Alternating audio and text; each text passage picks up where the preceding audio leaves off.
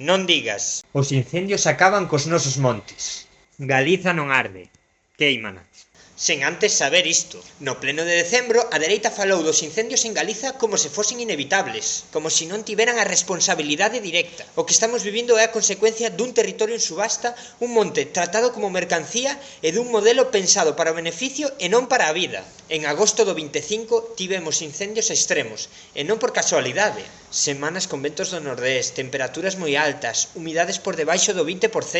Pero atención, non arde por conspiracións pseudomasónicas. Arde porque hai máis combustible acumulado tras anos de desmantelamento do rural. Só un 5% dos incendios son naturais. A maioría teñen causa humana, pero non existen tramas terroristas nin conxuras raras. Os datos son claros. Incendios ligados a prácticas agrarias, un rural sen apoio e ao descoñecemento da xente empurrada a sobrevivir nun sistema que a expulsou. Pero aquí chega o gran bulo. Burocracia moderna, Axenda 2030, agora xa nin o monte se pode limpar.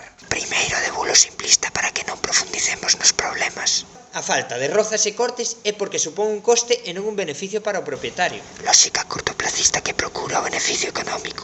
Limpar non é arrasar. A matogueira, o sotobosque, a biodiversidade non son lixo. Son o que mantén vivo o monte e nos protexen dos incendios. Imos coa chave de todo.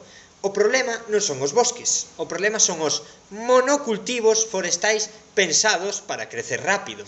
E arder rápido. Especies como o eucalipto son consideradas cultivo, como pode ser unha laranxeira ou unha maceira. Lógica productiva.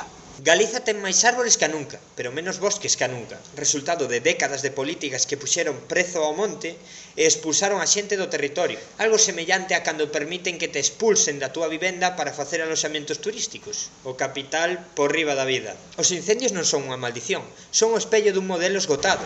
Capitalismo burgués.